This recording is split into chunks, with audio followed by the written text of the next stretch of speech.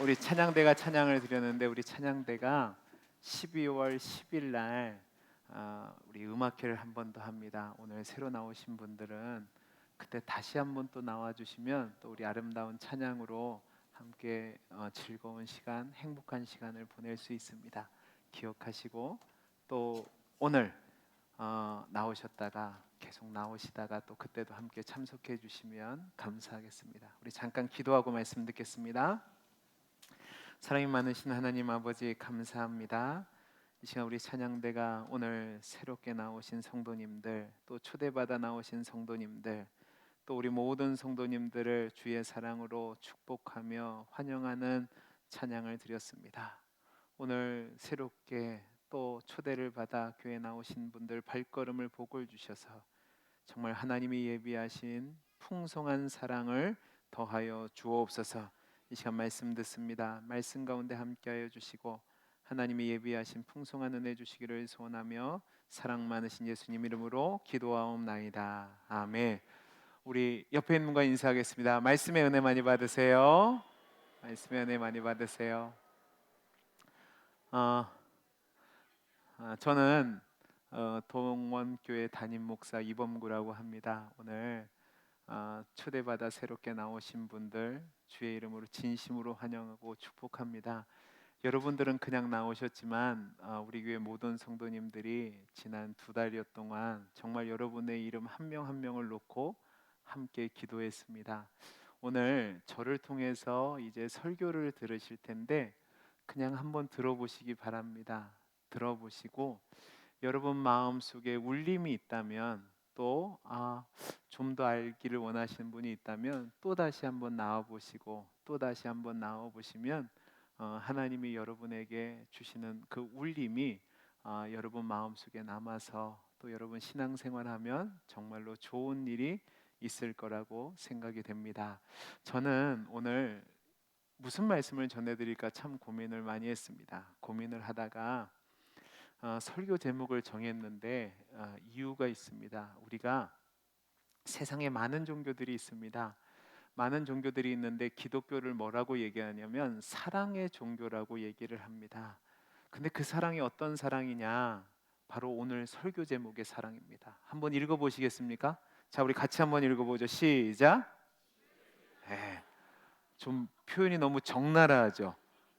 다시 한번 읽어볼까요? 시작. 징글징글한 사랑. 제가 이 징글징글한이라고 한 게 제가 저희 부모님이 전라도 사람입니다. 전라도 사투리로 징글맞다라는 말이 있거든요. 근데 이게 왜 그런지를 오늘 설교를 통해 말씀을 나눌 텐데 그 말씀을 통해서 여러분 마음속에 하나님이 만져주시고 또 위로하심의 은혜가 있기를 바랍니다.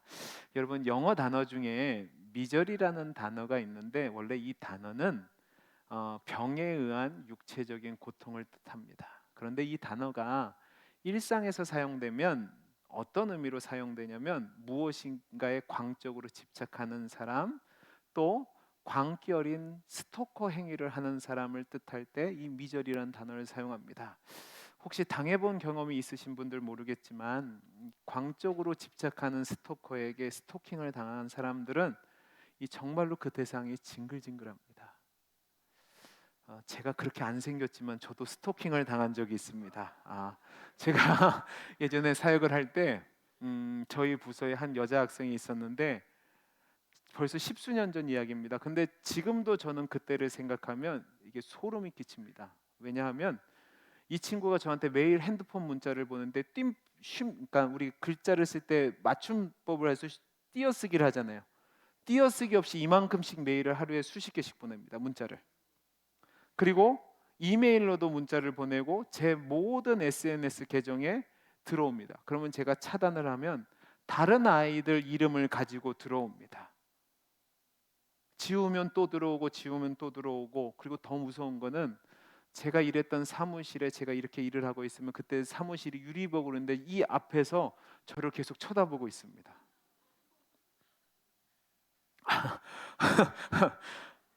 교회 사역을 하는데 제 주변을 떠나지를 않는 거예요. 타이르기도 하고 화를 내기도 하고 부모님을 불러서 좀 어떻게 처리해 달라고 했는데 안 되는 거예요. 그래서 나중에는 어떻게 했냐면 제가 다니던 교회 경찰분이 계셨는데 그분을 통해서 접근 금지 명령을 내렸습니다. 근데 놀라운 사실은 지금도 가끔씩 가다 다른 아이 이름으로 제 SNS에 들어옵니다. 아, 징하지요. 어, 제가 오늘 설교 제목을 이렇게 정했는데 저는 이유가 있습니다. 제가 기독교를 사랑의 종교라고 얘기하는데 저는 목사지만 성경을 읽을 때마다 제 성향과 맞지 않아서 이해가 되지 않는 부분이 있습니다. 그 부분의 하나가 뭐냐면 여러분 구약 성경을 우리가 보통 하나님과 이스라엘과의 관계를 기록한 내용이라고 얘기하는데 저는 그 내용이 이해가 되지 않습니다. 구약 성경에 나타난 이스라엘 백성의 모습을 보고 또 그들에 대한 하나님의 대응의 모습을 보면 저는 도무지 이해가 되지 않습니다. 분명히 성경에 기록된 하나님은 거룩하신 하나님, 공의의 하나님, 죄를 미워하시는 소멸하시는 하나님입니다. 그리고 그 하나님은 말씀으로 우주를 창조하셨고 또 통치자로 계시는 전능하신 하나님이에요.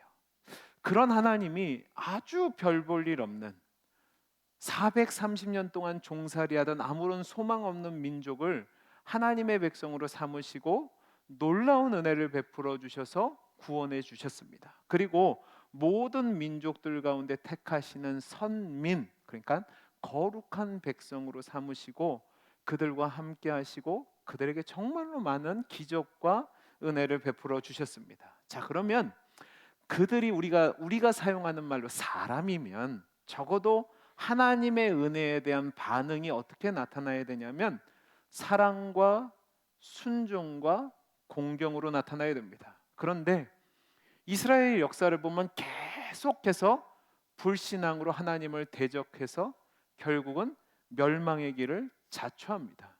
그래서 그들이 멸망당하는 것은 전혀 문제가 없어 보이는데 문제는 성경을 통해서 하나님이 이스라엘 백성을 대할 때 그냥 쓸어버리든지 그냥 한 방에 끝내시면 되는데 계속 이런 이스라엘 백성을 향해서 말씀하시고 권면하시고 선지자들을 보내서 경고를 하십니다. 제가 볼 때는 집착입니다. 왜 하나님은 이런 별 볼 일 없고 배은망덕한 이스라엘에게 집착하실까? 저는 이해가 되지 않는 거예요. 여러분 제 인상을 처음 보신 분들 계실 텐데 제 인상이 그렇게 나쁘게 안 생겼어요. 그죠?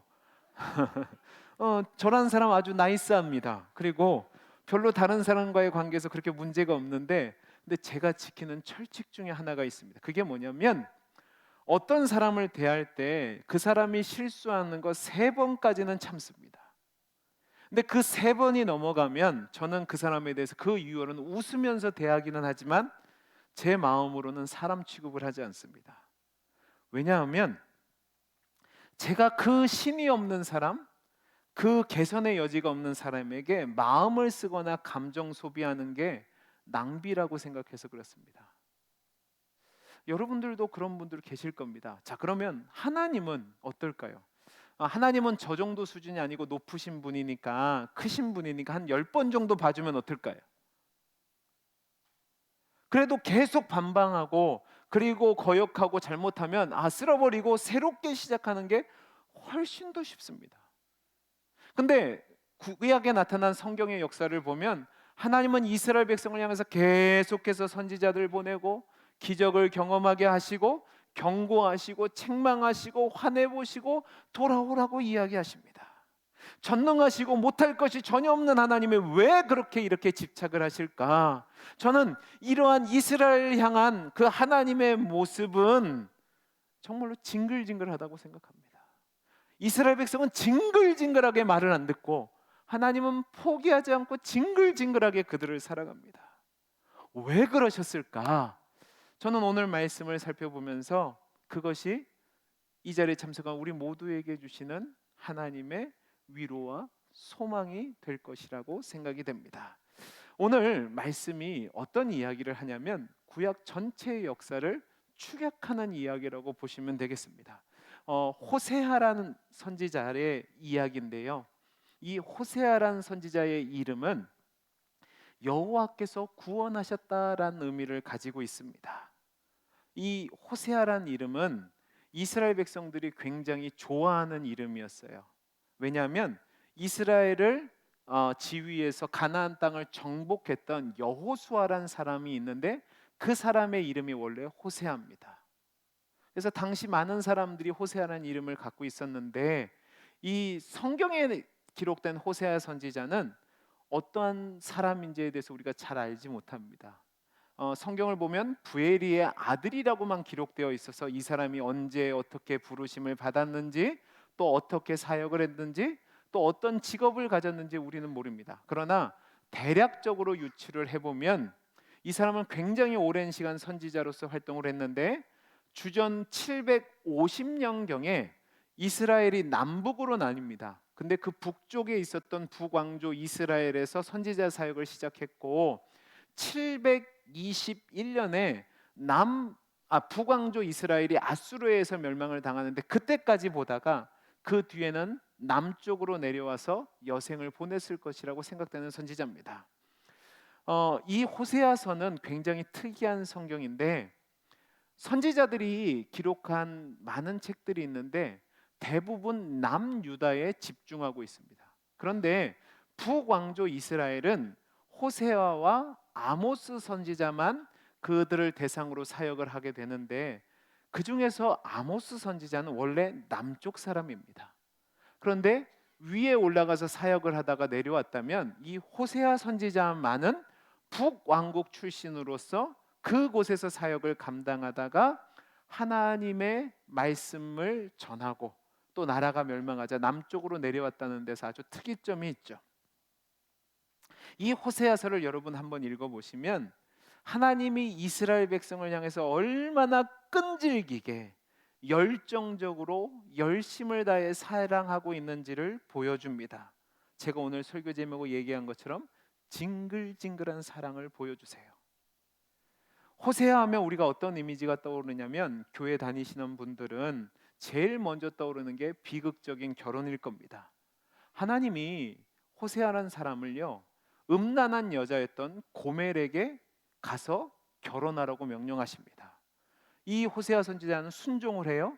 그래서 자녀 3명을 낳았는데 하나님이 특별한 이름을 짓게 하십니다. 그걸로 호세아서가 시작됐는데 도중에 어떤 일이 벌어지냐면 이 고멜이라는 여자가 이 호세아서를 버리고 자기 정욕을 따라 갔다가 노예시장에 팔려갑니다. 근데 하나님은 그 노예시장에 팔려간 고멜을 다시 사오라고 얘기합니다. 그래서 호세아가 그 여인을 다시 값을 주고 사서 돌아옵니다. 이것이 어떤 모습이냐, 바로 이스라엘 백성을 향한 하나님의 사랑의 모습을 호세아를 통해서 투영하는 거죠. 근데 여러분, 이것을 그냥 쉽게 넘어가시면 안 되는 게, 우리가 하나님을 사랑의 하나님이라고 얘기하고 우리 하나님을 전능한 하나님이라고 얘기해도 누군가를 사랑하는 것, 특별히 도저히 사랑할 수 없는 사람을 사랑하는 일은 결코 쉽지 않습니다. 왜냐하면 그 사랑에는 대가가 필요하거든요. 하나님은 그 말도 안 되는 이스라엘 백성을 사랑하시기 위해서 엄청난 대가를 치르고 계신 겁니다. 오늘 본문에서도 그 내용이 나오는데, 여러분 오늘 본문 2절에서 4절까지 말씀을 보시면 아까 읽으시면서 여러분이 좀 느끼셨겠지만 좀 거시기합니다. 이 거시기하다는 내용이 뭐냐면, 왜 이것을 성경에 넣었을까 생각할 정도로 좀 안 좋은 내용 같아요. 하나님이 이스라엘 백성을 자기 아내로 삼았는데 그 이스라엘이 부부간의 신의를 버리고 음란의 길로 갔다라고 책망하고 있다는 말입니다. 하나님이 그들을 긍휼히 여기시지 않고 그들을 심판하시겠다고 얘기합니다. 그런데 이 말을 보면 하나님이 얼마나 화를 내고 계시는지를 알 수 있는데, 그 화를 내시는 하나님이 이스라엘 백성이 심판받을 수밖에 없는 이유에 대해서 8절에서 10절에서 이렇게 얘기합니다. 우리 같이 한번 읽어볼까요? 같이 한번 읽어보겠습니다. 시작. 곡식과 새 포도주와 기름은 내게 그에게 준 것이요 그들이 바알을 위하여 쓴 은과 금도 내가 그에게 다하여 준 것이거늘 그가 알지 못하도다. 그러므로 내가 내 곡식을 그것이 익을 계절에 도로 찾으며 내가 내 새 포도주를 그것이 맛들 시기에 도로 찾으며 또 그들의 벌거벗은 몸을 가릴 내 양털과 내 삶을 빼앗으리라. 이제 내가 그 수치를 그 사랑하는 자의 눈앞에 드러내리니 그를 내 손에서 건져낼 사람이 없으리라. 여러분 뭐라고 기록되어 있죠? 지금 하나님이 굉장히 화가 나셨는데 그 내용이 뭐냐면 하나님이 이스라엘을 위해서 모든 것을 줬는데 그들이 그것을 저버리고 우상 숭배를 했다는 겁니다. 이거를 지금 우리말로 얘기하면 야, 너 아침밥도 내가 주고 점심도 내가 주고 저녁도 내가 주고 네가 타고 있는 차도 내가 주고 네가 갖고 있는 모든 은금 내가 준 거다. 그런데 그걸 가지고 우상 섬기러 간다고? 어떻게 그게 가능하냐? 내가 그래서 그 모든 것 다시 빼앗겠다라고 이야기하시는 거예요. 하나님이 그들의 모든 필요와 또 존재와 가치의 의미에 필요한 모든 것을 제공해 주셨는데 이런 은혜와 사랑을 입은 이스라엘 백성이 하나님 앞에 나오는 것이 아니라 오히려 딴짓을 하더란 말입니다.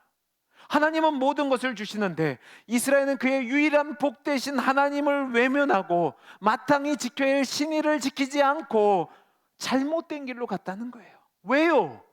그것은 그들의 마음이 음란하여 죄 짓는 것 외에는 할 줄 아는 것이 없기 때문에 그렇습니다. 여러분, 이스라엘 백성은 늘 교만해서 하나님을 거역했습니다. 그리고 그 교만의 결과가 어떤 모습으로 나타나냐? 하나님을 하나님으로 섬기려 하지 않고 하나님을 이용하려고만 하고 오히려 바알을 향해 나아가는 거죠. 여러분, 그리고 이러한 모습은 북왕조 이스라엘뿐만 아니라 남유다도 마찬가지였습니다. 자, 그러면 이 모습이 단지 남유다와 북이스라엘만의 문제는 아니요, 우리 모든 인간의 문제입니다. 여러분, 하나님은 우리에게 필요한 모든 것을 주셨습니다. 그런데 인간은 죄로 말미암아서 하나님께 감사할 줄도 모르고 그 하나님의 은혜를 제대로 사용할 줄도 모르고 하나님을 의지하고 경배하며 사는 것이 아니라 하나님을 외면하고 하나님을 거역한 채 죄 가운데 살다가 멸망의 길로 간다라고 성경은 말씀하고 있습니다. 자, 그러면 여러분 한번 생각해 보세요. 여러분이 하나님이라면 이런 존재들을 어떻게 하시겠습니까? 저 같으면 제가 아까 말씀드렸죠. 3번까지는 참을 수 있겠습니다. 그 다음은 버리는 것이 맞습니다. 모세에게 말씀하셨던 것처럼 그냥 확 쓸어버리고 다시 시작하면 됩니다. 근데 하나님은 그렇게 하지 않으세요. 우리 오늘 말씀 12절 13절 말씀을 같이 한번 읽어볼까요? 같이 읽어보겠습니다. 시작. 나를 사랑하는 자들이 내게 준 값이라 하던 그 포도나무와 무화과나무를 거칠게 하여 수풀이 되게 하며 들짐승들에게 먹게 하리라.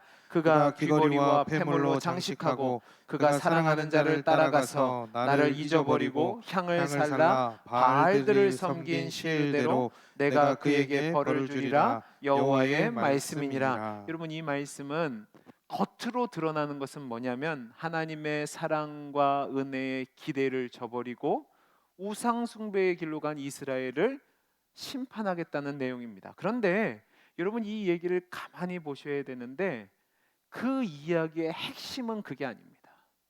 하나님이 이 이스라엘 백성에게 주시는 말씀은 벌 주겠다가 핵심이 아니고 이 이야기의 진짜 핵심은 뭐냐면 배반의 길로 향하는 이스라엘 백성을 다시 돌이키는 겁니다. 하나님만이 복이고 하나님만이 진리고 생명인데 그 하나님을 외면하고 잘못된 길로 갈 줄밖에 모르는 그들을 하나님이 그대로 놔두실 수 없다는 거죠. 그래서 징계하고 심판하셔서라도 데리고 오겠다는 거예요. 왜요? 제가 설교 제목 얘기한 것처럼 징글징글한 사랑 때문에 그렇습니다. 그 사랑 때문에 하나님은 이스라엘을 포기하지 않으시는 거예요. 그리고 그 하나님이 저와 여러분 우리 모두에게도 우리 인생에 개입하시며 여러분에게 간섭하셔서 여러분을 그 하나님의 사랑으로 돌아오게 하시겠다는 겁니다. 근데 우리는 그걸 몰라요. 아마 여기 나오신 분들 중에서 어쩔 수 없이 나오실 분들이 있을 겁니다. 제가 예전에 중고등부 사역을 했었는데 중학교 3학년 애들 사역을 하는데 예배 때마다 와서 앞에서 제일 자는 애들이 있었어요. 그래서 제가 그랬어요. 넌 뭐냐? 왜 아침부터 나와서 자냐? 그랬더니 얘가 그런 거예요. 목사님, 가정의 평화를 위해서 제가 나옵니다. 그러는 거예요. 이게 무슨 가정의 평화냐 교회 나오는데 목사님은 모르시겠지만 저는 안 나가면 엄마한테 맞아요. 엄마한테 용돈 받기로 약속하고 나왔다는 거예요. 여기 계신 분들 중에도 그런 분들이 있습니다. 어쩔 수 없이 그냥 나가자니까 한번 나와 주신 분들, 귀찮은데 그냥 할 수 없어서 그래 나 한 번만 나가준다고 나오신 분들도 계실 거고, 옆에서 얘기하니까 그래 한번 그냥 구경 한번 와보자 오신 분들도 있는데, 여러분 그 모든 과정이 여러분은 잘 모르시겠지만 하나님이 여러분을 향한 사랑의 손길이라는 것을 믿으셨으면 좋겠습니다. 하나님은 하나님이 사랑하는 자들을 복 주시기를 원해서 하나님만을 의지하도록 하시기 위해서 여러 가지 방편을 통해서 우리 삶에 개입하십니다. 때로는 어려움이 올 수도 있고, 때로는 힘든 일이 있을 수 있고, 배신을 당할 수도 있지만, 그것은 여러분들을 미워해서 여러분과 관심이 없어서 그런 것이 아니라 여러분을 사랑하셔서 부르시기 위해서 그렇게 한다는 말입니다. 여러분, 중요한 것은 뭐냐면 호세아서를 보면 하나님만 우리를 사랑하시지 우리는 하나님을 사랑하지 않는다는 겁니다. 왜? 죄 때문에 그렇습니다. 죄는 여러분이 생각하는 도덕적이고 윤리적인 것을 이야기하는 것이 아니라 성경이 이야기하는 죄의 개념은 그거보다 훨씬 더 뛰어넘는데, 그게 뭐냐면 하나님 두기를 싫어하는 겁니다.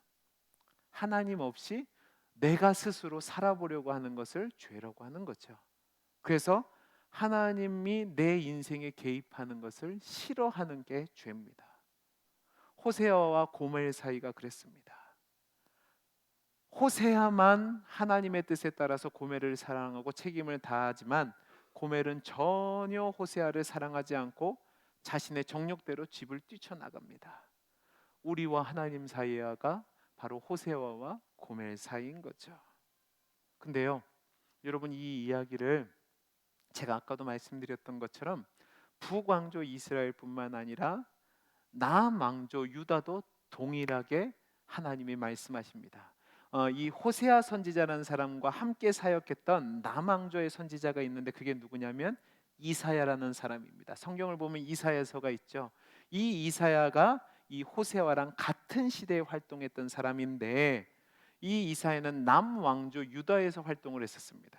근데 그 이사야가 뭐라고 했는지 한번 들어보시기 바랍니다. 이사야서 29장 13절에서 16절 말씀인데 제가 읽어보겠습니다. 주께서 이르시되 이 백성이 입으로는 나를 가까이하며 입술로는 나를 공경하나 그들의 마음은 내게서 멀리 떠났나니 그들이 나를 경외함은 사람의 계명으로 가르침을 받았을 뿐이라. 그러므로 내가 이 백성 중에 기이한 일 곧 기이하고 가장 기이한 일을 다시 행하리니 그들 중에서 지혜자의 지혜가 없어지고 명철자의 총명이 가려지리라. 자기의 계획을 여호와께 깊이 숨기려 하는 자들은 화 있을진저 그들의 일을 어두운 데에서 행하며 이르기를 누가 우리를 보랴 누가 우리를 알랴 하니 너희의 패역함이 심하도다. 토기장이를 어찌 진흙같이 여기겠느냐 짐을 받은 물건이 어찌 자기를 지은 이에게 대하여 이르기를 그가 나를 짓지 아니하였다 하겠으며 빚음을 받은 물건이 자기 빚은 이에게 대하여 이르기를 그가 총명이 없다 하겠느냐. 여러분 이 말씀은 결국 이사야 선지자를 통해서 이스라엘이 그 말도 안 되는 일을 한다는 겁니다. 하나님이 그들을 지으셨는데 하나님이 없다 하고, 하나님이 그들에게 놀라운 섭리와 손길을 베풀어 주셨는데 자기는 내 스스로 잘난 줄 알고 하나님이 총명이 없다고 이야기하고 있다는 겁니다. 하나님을 경외해야 되는데 경외하지 않죠. 하나님을 거역하고 배반하고 대듭니다. 그런데 문제는 하나님이 그들을 포기하지 않는 겁니다. 이것을 우리 삶에 적용해 볼까요?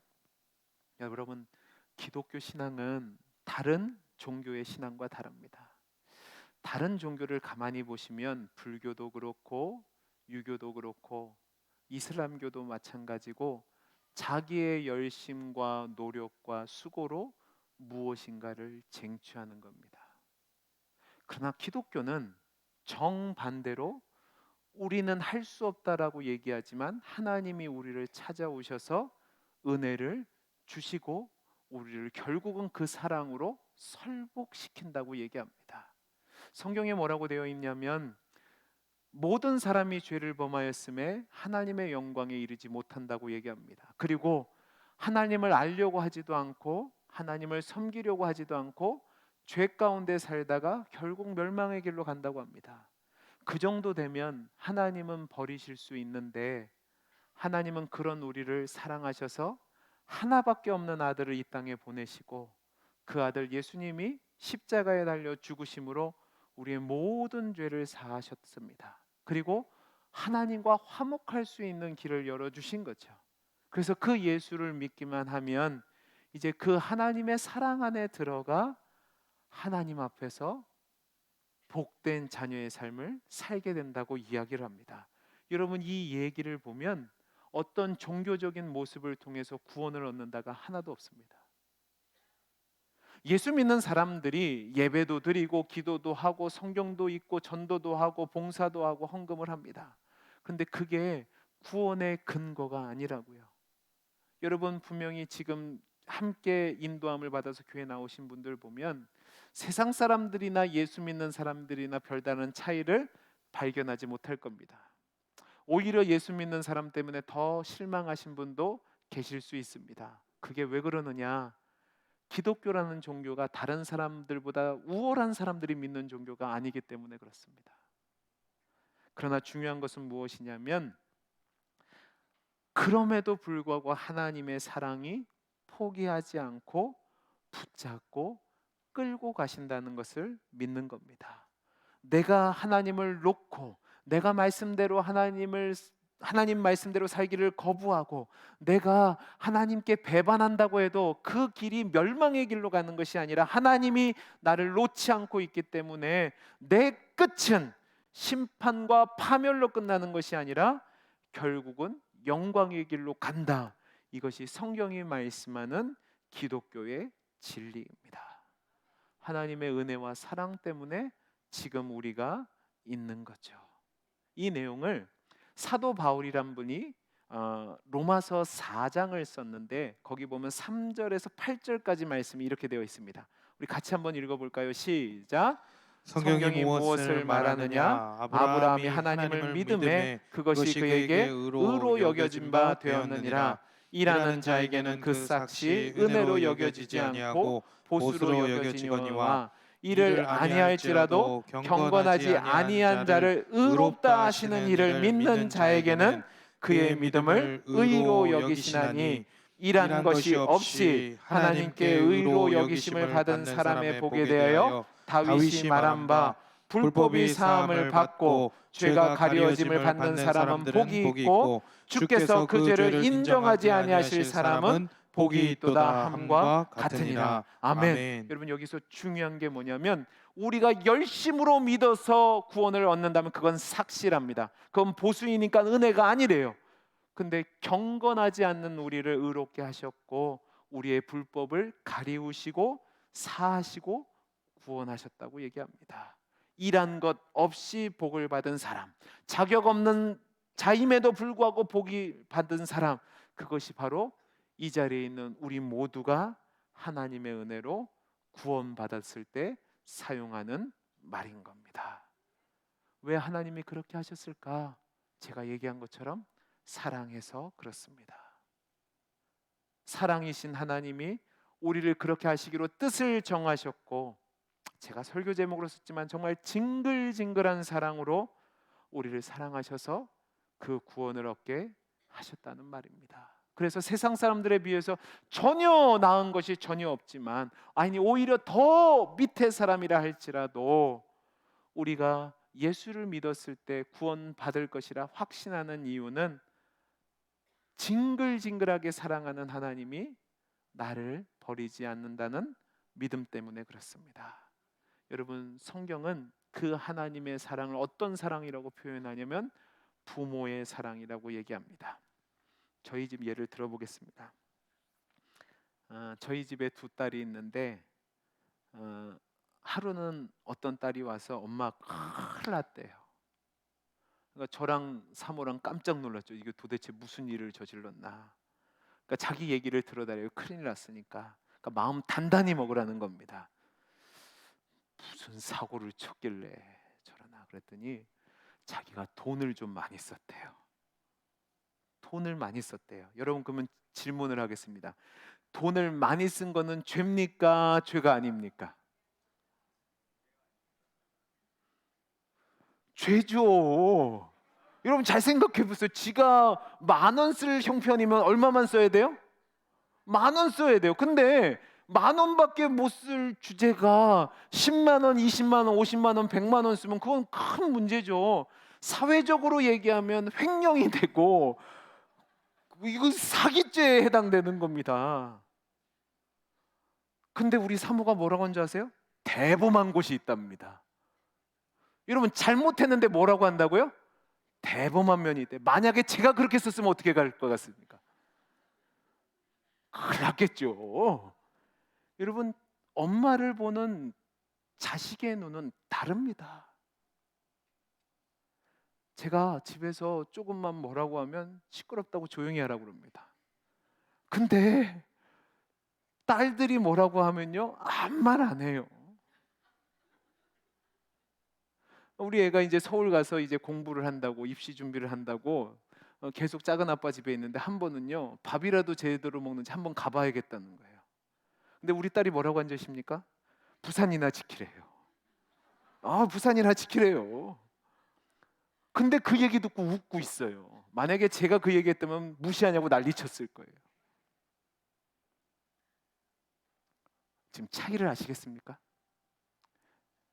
어머니는요, 자식을 향해서 모든 것을 포용하고 받아들일 준비가 있습니다. 왜 그렇죠?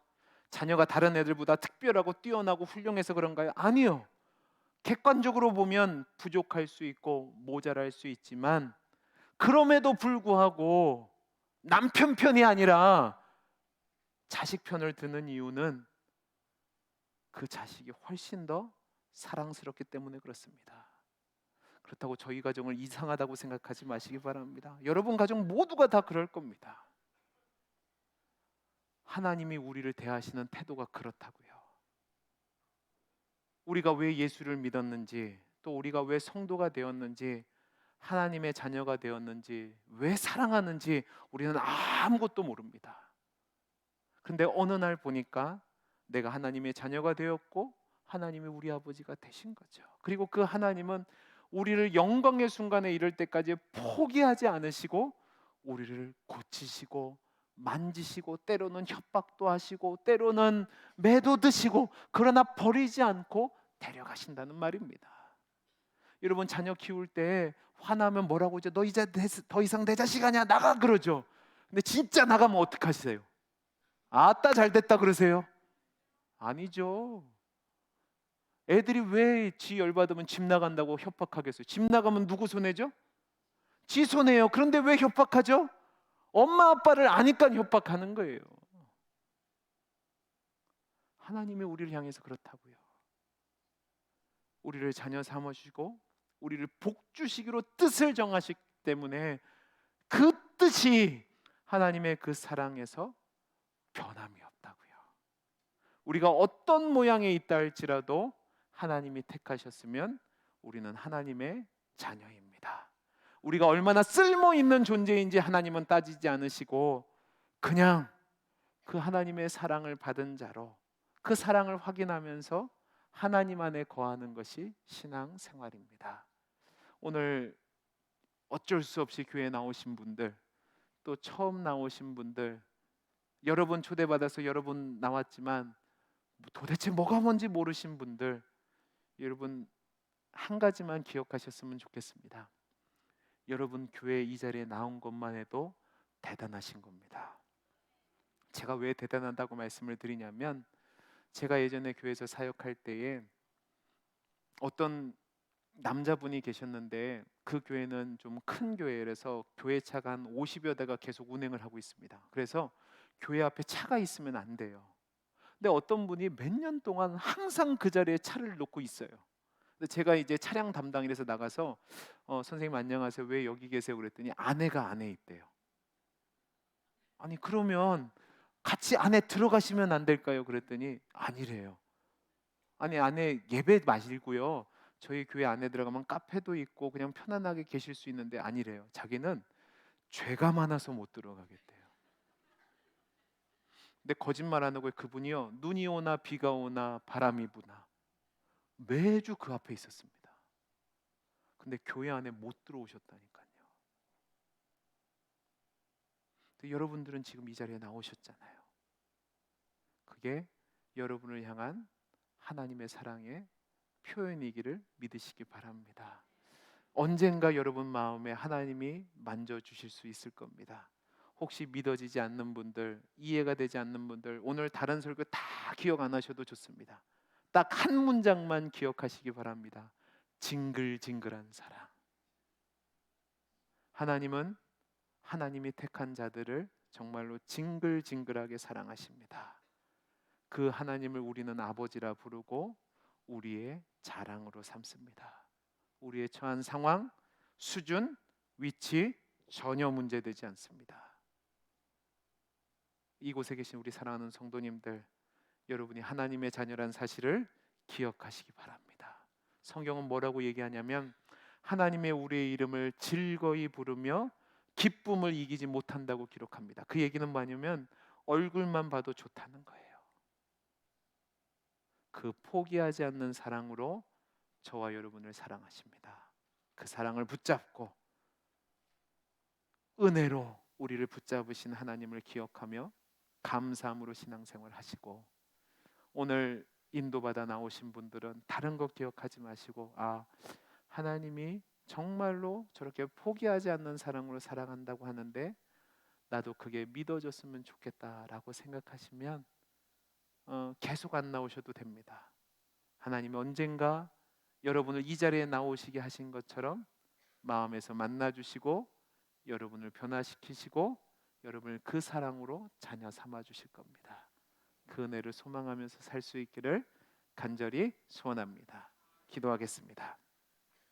사랑이 많으신 하나님 아버지, 감사합니다. 하나님, 포기하지 않는 사랑으로 우리를 붙잡으시고 우리를 여기까지 인도하시니 감사합니다.